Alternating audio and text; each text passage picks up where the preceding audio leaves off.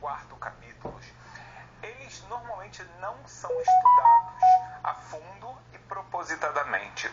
O Maimônides, ele baseia aqui o seu conhecimento, óbvio que sempre na Torá, mas numa física aristotélica. Então ele junta um pouco esses dois conceitos e por isso acaba que se torna a forma como o Maimônides expressa para a gente de uma forma que não é tão utilizada ou mesmo relevante hoje em dia. O que eu quero falar é o seguinte: se você me falar, mas calma aí, o Maimônides está falando alguma coisa que é contra a Torá, Deus me livre. A fé do Maimônides completamente, existe um só Deus, ele controla tudo, ele é o criador de tudo, como a gente viu nos capítulos anteriores. O que ele acrescenta aqui nesse capítulo é o tema do que se chama em hebraico Galgalim.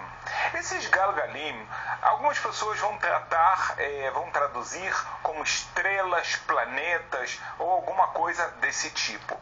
E sobre isso, o Maimônides ele traz que os Galgalim, esses planetas, a gente vai ver qual o grande problema, então a gente vai falar assim, do que a gente vai ver agora. Eles são chamados de Shamaim, Verakia, então eles são chamados dos céus, do firmamento, Zvul ve'arvut. Se você olhar aqui, na verdade ele deu 4 nomes para céus, tá? O Talmud, no tratado de Hagigah, ele diz que existem 7 céus.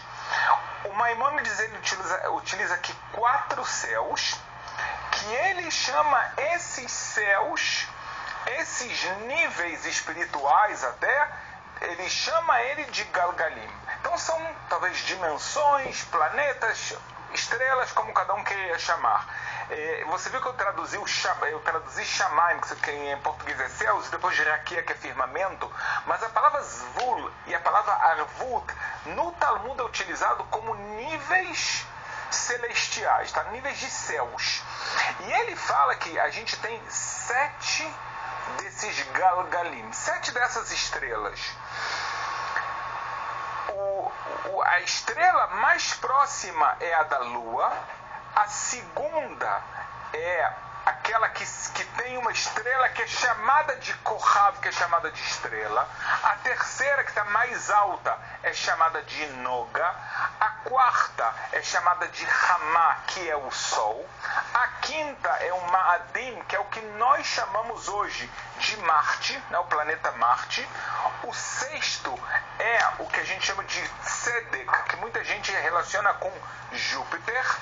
O sétimo é Shabtai, que aqui eu não tenho uma correlação boa, tem algumas pessoas que falam como Saturno. E o oitavo são todas as outras estrelas que são vistas no céu. E finalmente o nono Galgal é uma estrela que ela dá a volta no mundo todo dia na direção do oeste para o leste. E ele dá volta sobre todo o universo. Em outras palavras, então a gente está vendo aqui o Maimônides construindo, por um lado, um sistema galáctico. Tá? Mas é interessante que os nomes que ele traz, veja bem, ele não inventou. Eu falei, eles estão no Talmud e muitas vezes eles aparecem na Kabbalah. Na verdade que o Maimônides aqui, a fonte dele não é a Kabbalah, mas a gente também vê isso nos profetas e nas escrituras. Então ele baseia aqui toda essa organização, que você já vai ver que para ele o mais importante não é a organização física. Essa organização física, ela tem uma demonstração, ela tem uma representação no mundo espiritual. Como essa representação espiritual ela não é aceita pela maioria das linhas, então por isso que a gente fala que é menos relevante. Eu falei novamente para vocês, a gente aqui no nosso curso não quer pular o terceiro capítulo, o quarto também a gente vai ter algumas coisas bem interessantes para a gente estudar, mas eu estou falando isso para alertar que não é o capítulo que você deve mais se aprofundar. Por outro lado, eu não quero deixar que você passe por ele sem ter nenhum conhecimento do que o Maimônides fala. O Talmud, ele afirma que você vai entender melhor a astronomia do que acontece, né, no universo, se você entender melhor o movimento das estrelas, não só do Sol, não só da Lua. O Talmud, ele utiliza uma linguagem muito específica, que o Maimônides também está trazendo ela em parte, que é, por exemplo, janelas do universo, que significam, obviamente, o movimento de rotação que existe, que é por isso que a gente tem o Sol de dia, a Lua de noite, e que a gente vê determinadas estrelas em determinada parte do céu e assim por diante. Então existe toda essa terminologia. Por que isso é importante no Talmud? Apesar de que o Talmud tem a sua parte mística muito profunda, na parte que não é mística, que é revelada, isso tem consequências. Eu vou te falar a dois níveis. Por um lado, há um nível realmente de cálculo de datas. Cálculo do novilúnio. Quanto tempo leva a volta da Lua? Em outras palavras, quanto tempo leva um mês? Por outro lado, o Talmud afirma que se você tem um conhecimento astronômico, você vai conseguir entender algumas dos fenômenos naturais, que podem ser fenômenos naturais, às vezes, de ventos muito fortes, de inundações e etc. Então isso vai estar ligado com a forma desses planetas, dessas estrelas, como elas estão em determinado momento. Então o Maimônides, como eu falei, ele traz isso para a gente. Agora, veja bem, eu vou pular um pouquinho, só para você ter uma ideia. Então, quando ele fala das estrelas, eu estou no parágrafo 8, ele fala assim: todas as estrelas que nós vemos, tem algumas pequenas, que a Terra é maior do que elas, e tem algumas que são maiores do que o planeta Terra. E a gente sabe que é assim mesmo. E até mesmo tem estrelas que elas são maiores que a Terra muitas e muitas vezes. E ele fala que a Terra é maior do que a Lua e que o Sol é maior do que a Terra. É interessante, né? Você vê que ele tinha um conhecimento, só para você ter uma ideia, o Maimônides, ele é do ano mais ou menos de 1200, então mesmo faz muito tempo atrás, esse conhecimento ele já tinha. Agora, o interessante que eu quero tratar com você é o parágrafo 9, que essa é a parte que a gente, hoje em dia, não aceita, ou seja, a gente não pega nada na prática do que o Maimônides traz, mas sim nós vamos trazer. Então ele fala assim: todas as estrelas e esses planetas, todos eles têm uma alma. Tá? A gente sabe que também uma planta tem alma. Não é só ser vivo no sentido de quem tem livre-arbítrio tem alma. Mas então ele está falando que essas estrelas, esses planetas, eles têm almas e eles têm conhecimento, ou seja, eles têm consciência e um nível de inteligência. E eles são seres vivos, que eles estão parados não no sentido físico, e sim no sentido espiritual. A gente sabe que os anjos não têm livre-arbítrio, por isso os anjos são chamados de seres que eles estão parados. Mas, mais uma vez, não é parados físicos, até mesmo porque a gente vê no profetas e na Torá anjos que estão indo de um lado para outro, verdade. Mas o nível espiritual deles, a partir do momento que ele não tem livre-arbítrio, então ele nem sobe, nem desce. E eles conhecem a Deus. Ele utiliza a expressão, eles conhecem aquele que falou e assim ele criou o mundo. Cada um dessas estrelas, desses planetas, de acordo com o seu tamanho, de acordo com o seu nível espiritual, eles louvam ao seu Criador como os anjos. E da mesma forma que eles conhecem a Deus, assim também eles têm consciência da sua própria existência e eles conhecem também os anjos que estão acima deles. A gente tem nos Salmos versículos que falam, por exemplo, assim: Aleluhu kol korevei or, que louvem a Deus todas as estrelas que têm luz. Aleluhu shemei hashamayim ve'amayim asher me'al hashamayim, que vão louvar a Deus todos os céus e a água que está acima dos céus. Uau! Quando a gente pensa nesse versículo, como você entende ele? É um versículo dos Salmos. Eu posso trazer mais versículos, tem mais e mais versículos que aludem que estrelas, que vários astros, que é uma palavra melhor ainda para essa tradução, elas louvam a Deus. Como é que a gente vai entender isso? Normalmente, quando nós entendemos isso, e assim a maioria dos comentaristas traz, quando você vê o céu cheio de estrelas, você vê a perfeição das galáxias, ainda mais hoje em dia. Mesmo no passado, quando a pessoa via um céu cheio de estrelas, ele via que coisa maravilhosa. Ele via o sol, e ele via que o sol ele nasce na hora correta, ele se põe na hora correta, e depois tem a lua, e aparecem as estrelas, e todo esse sistema. Então isso leva a pessoa a falar: uau, quem pode ter feito isso senão Deus? Não foi Steven Spielberg que fez uma mega produção.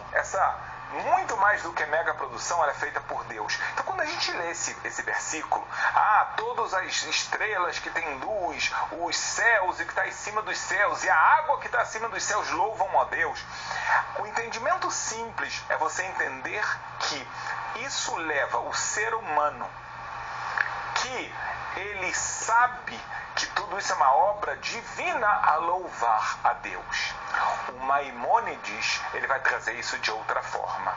Ele vai falar: não, a gente falou que esses astros, essas estrelas, mesmo a gente falou que existem céus, eles têm consciência, eles têm vida, eles têm conhecimento do Criador. Como eles estão num nível muito elevado, então o que eles fazem? O trabalho principal deles é um trabalho de louvor a Deus. Já que eles têm essa consciência, já que eles têm um nível espiritual elevado e não têm livre-arbítrio, por isso eles são estáticos no seu nível espiritual, então para que eles existem? A gente pode falar, óbvio, que tem uma parte que eles existem para servir o ser humano, para servir o planeta Terra e etc. Mas vem a pergunta, mas tem coisas que não têm nenhuma influência na nossa vida. Então vem o Maimônides e diz que isso faz parte dos sistemas espirituais criados por Deus. Da mesma forma que nós sabemos que existem milhões de anjos. A gente sabe que existem 10 categorias de anjos, de níveis de anjos, mas a quantidade de anjos é algo que não dá para contar. E aí você fala, mas a gente tem contato com isso? Provavelmente não. Tá? Porque a gente também tem anjos num nível muito elevado. A gente tem anjos no que se chama mundo da criação, lá no Abriá. Então, para que servem? Esses anjos, eles fazem parte, da mesma forma que a natureza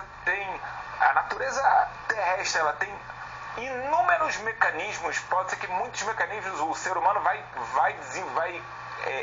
conhecendo eles durante a história, com desenvolvimento. No passado a gente não sabia dos átomos, e a gente não sabia os detalhes que existiam dentro de um átomo e o que existe, dentro de um próton, etc, etc. Cada vez vai se descobrindo mais, mas na verdade tudo isso tem um motivo dentro da criação. Assim também vai dizer o Maimônides, é o que acontece com os anjos e com todos esses seres que a gente está tratando agora. E então são seres, como a gente falou, são seres vivos, como os anjos, que são seres vivos. E eles têm consciência da sua vida. Agora ele termina essa parte falando assim: e a sabedoria, o conhecimento desses astros, dessas estrelas, ela é menor do que a dos anjos, porém maior do que a dos seres humanos. Aqui a gente está falando do conhecimento sobre Deus. Quer dizer que Deus, de acordo com Maimônides, ele cria o ser humano com livre-arbítrio, na escuridão, com a mesma capacidade de Deus me livre negar a existência de Deus. Ele cria seres muito elevados, que são os anjos, que para eles a presença divina é claríssima, tá? Eles estão num nível espiritual muito elevado. E existe uma criação intermediária.